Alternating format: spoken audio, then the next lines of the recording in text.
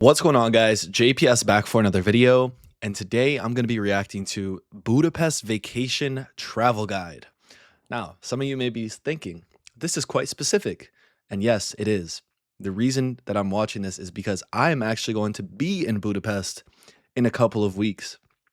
I'm doing a kind of Central European trip this summer. I'll be visiting Budapest, Vienna, Prague, and Krakow, Poland. So it's going to be amazing. I'm so excited for this. And I will be recording my visit as well, making some travel vlogs. So make sure you subscribe to the channel so you don't miss those. They're going to be action-packed, a lot of fun to be had. We'll say it that way. So I know nothing about Budapest except that, oh, party. Yeah, exactly. So today I'm going to learn a bit about it. Part of me was like, should I really watch a video about a place I'm about to visit? Don't I want to keep a clear head and show my first impressions on camera? The reality is it's very hard to get your first impressions on camera because I see the place when I land in, and I'm not just going to be waiting from a first glimpse to be like, oh, and even then, you know, I've seen some pictures and stuff. So that's not really realistic. And also, if I can see it before, learn some of the top spots to visit, that would only enhance my experience when I am there because I know what I should be looking out for. So I mentioned the places, guys. I might do another update before I leave for the trip to let you guys know. But if you have any recommendations or advice for visiting these places specifically or day trips nearby, please leave that in the comments. That would help a lot. And if, like I said, I want to have the best experience possible and bring some travel vlogs of me interacting with the local culture and showing you guys what it's like. So let's get right into this. Budapest is one of the most exciting destinations that I've ever been to in my life. So the anticipation leading up to this city is massive. I've heard whenever I tell someone that I'm going to Budapest, their eyes light up. Budapest, oh, you know, it's one of those places. So let's get it, guys. Here we go.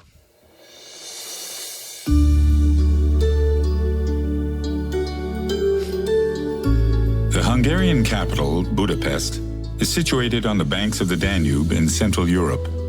It's a political, economic, and cultural heart of the nation, and one of the most beautiful and livable cities on the continent. Oh, man.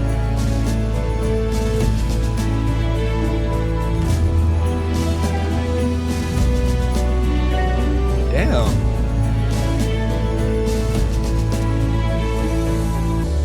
For centuries, this has been a tale of two cities. The city of Buda rising from the steep western hills, and Pest stretching away into the flat plains of the east. The Danube kept these two cities apart until 1873, when the first of Budapest's 7 bridges began stitching the two halves into one. This tale of two cities has been one of destruction and renewal too, just as the Danube's waters have coursed through Budapest. Wow.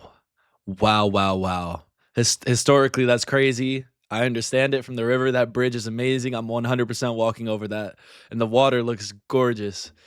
But I did know that Budapest was split into two cities. It's cool. I'm so glad it's unified.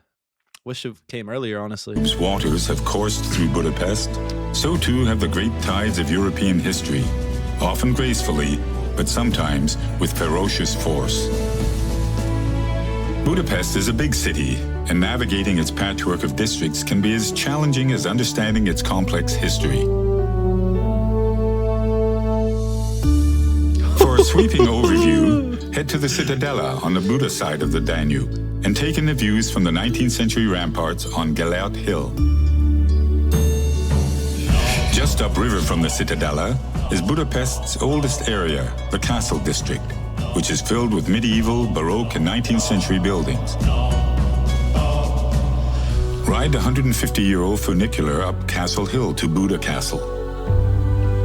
I'm going to be honest, guys. I'm like in shock right now. I've seen some pictures of the city, of course. How could I not? Naturally. But I didn't know Budapest looked like this. This looks too good. Is this even real? Like, wow. Looks like a gem, honestly. First built in the 13th century, the castle has been home to Hungarian kings, a stronghold for Ottoman armies and headquarters for an elite German commando unit. Over the last 700 years, the castle complex has been reduced to rubble by wars and rebuilt in peacetime many times over. At the northern end of Castle Hill rises the defiant spire of Matthias Church, which served as a mosque during the 150 years of Ottoman rule. Wow. Step from the church and onto the terraces of Fisherman's Bastion, whose 7 towers represent the 7 Magyar tribes who founded the Hungarian nation in the 9th century. In medieval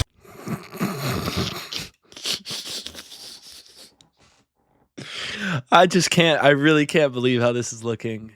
Man. Budapest is going to be amazing. Oh my God. In medieval times, fishwives peddled their wares here. Today, the fanciful terraces are yet another great place to catch views across the city. Jesus. Once you've explored the heights of Castle Hill, stroll across another of Budapest's iconic landmarks to the Pest side of the city. Crossing the Danube wasn't always this easy. For centuries, travelers were at the mercy of the water's moods. In 1820, a young count vowed to create a bridge after winter ice flows prevented him from attending the funeral of his beloved father. 30 years on, the Széchenyi chain bridge was completed. Hailed at the time as one of the world's engineering wonders, the bridge was just one of many achievements which earned István Széchenyi the title of the greatest Hungarian. The greatest Hungarian for making the bridge? He only wanted to make the bridge when it personally affected him, though. Couldn't go to his father's funeral. What about all the other people? Should have done it earlier. Some of you guys may be wondering why I'm so shocked. Like, shouldn't I have already known this before booking the visit? Well, no. I actually really booked this based off of just what I've heard online and just reputation alone. I wanted to go into this trip blind, but then I was like, wait, this would make a really good reaction. So yeah, guys, I'm actually like that. I'd literally I'm going to a place because I've heard good things. That's how it should be, though, seriously. And I was not let down by my sources and people who told me this was the right choice. Wow. And that river does look like it's moving fast. Would not be an easy cross. Oh man. Once you've crossed the river, follow the riverbank upstream to Hungary's Parliament building. Lovingly constructed from 40 million bricks, 500,000 precious stones, and 88 pounds of gold, this architectural masterpiece holds the hopes and dreams of the nation. It's also the home of the Hungarian crown jewels, which have been hidden, lost, stolen, and returned many times over.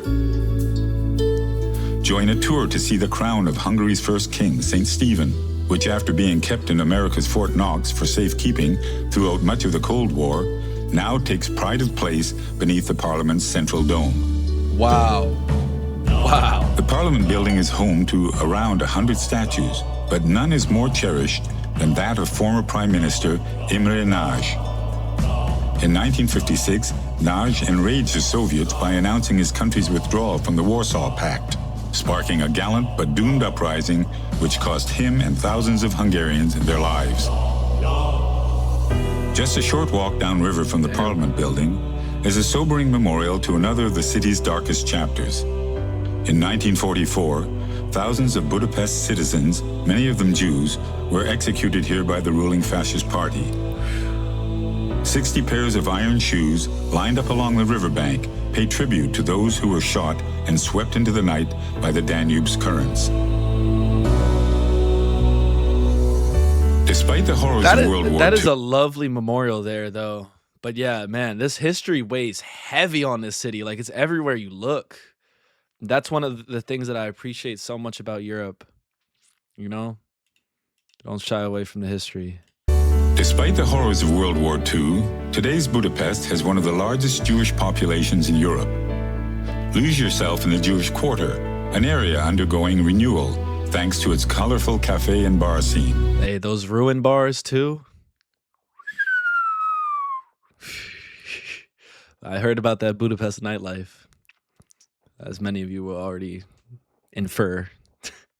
It seems like that's the only reason I booked the trip, but there's a lot more reasons to go to Budapest than just nightlife. That's what I'm learning.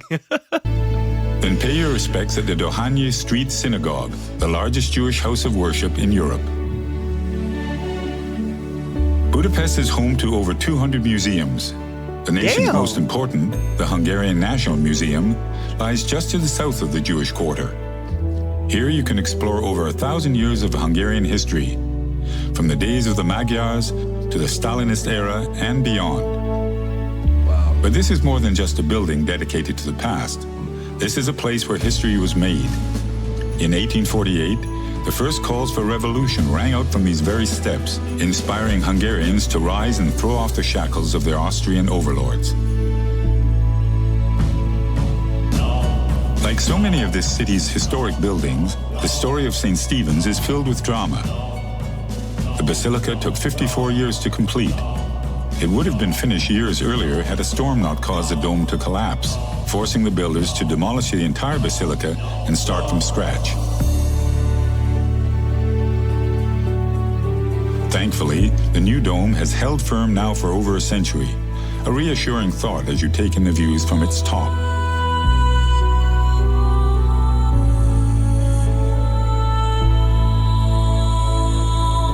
From St. Stephen's, allow yourself to be swept up Andrássy Avenue, a World Heritage listed boulevard lined with exquisite neo-Renaissance architecture and grand cafes. Not far from St. Stephen's is another temple, this one celebrating the European gods of music. Even though the curtains first opened at the Hungarian State Opera House over 130 years ago, the acoustics here are still considered among the world's finest. I think I gotta do that. Andrássy Avenue continues to flow to the northeast through Franz Liszt Square, dedicated to the city's most revered musical son, before finally opening out onto Heroes Square. Gaze up at Hungary's 7 founding Magyar chieftains and pause for a few moments at the tomb of the unknown soldier. So who's the unknown soldier? Ha ha ha. Seriously though, no one knows? Heroes Square is a gateway to City Park, which in 1896 was the centerpiece of Hungary's Millennium celebrations. As part of festivities, Vajdahunyad Castle was created, a temporary attraction made from cardboard and wood, showcasing the evolution of Hungarian architecture. The castle proved so popular that it was later rebuilt in stone, and today houses an agriculture museum, a fascinating tribute to the Hungarian people's close connection with the land. Wow. City Park is also the home of the Széchenyi Thermal Baths, a vast water palace of pools, saunas, steam cabins, and massage rooms. Budapest lies across a network of over 125 thermal springs. The Romans took advantage of these warm medicinal waters over 2,000 years ago, as did the Turks, who later built lavish bathhouses on the Buda side of the city at Gellert. By the 1930s, Budapest was known throughout the world as a city of spas. For many in Budapest, taking the waters is a weekly ritual. These are the places locals go to rejuvenate their bodies, spirits, and connections with loved ones and friends. Damn. These are some nice so far, spa, opera house, walk around, enjoy the history, try some food, Jewish Quarter, ruin bars. Tell me, guys, what should I, yeah. Oh man. It's been hot though. It's been hot recently, I know. I hope it's not going to be too hot. Whether it's the sparkling Danube or the thermal springs, there's something truly special in the water here that's helped Budapest absorb some of history's most turbulent passages and re-emerge renewed. So when you're ready to experience moments of reflection, inspiration, and sublime beauty, come to Budapest, one of the world's great cities. You're sure to come away rejuvenated too. Oh man, and then the night falls, and then another day starts. Oh, how poetic! Wow, man, Budapest is gonna change my life. I cannot wait to visit this city, guys. So let me know your advice, thoughts, especially any Hungarians watching this. Make sure you subscribe, guys. I'm gonna be dropping some videos live in action from Budapest. Let me know also if I should visit some other places in Hungary as well. I'll be in Budapest for like 4 days, so plenty of time to explore the city and maybe pop out for a little day trip. We'll see what happens, but I'm ready. The anticipation is only rising after seeing this.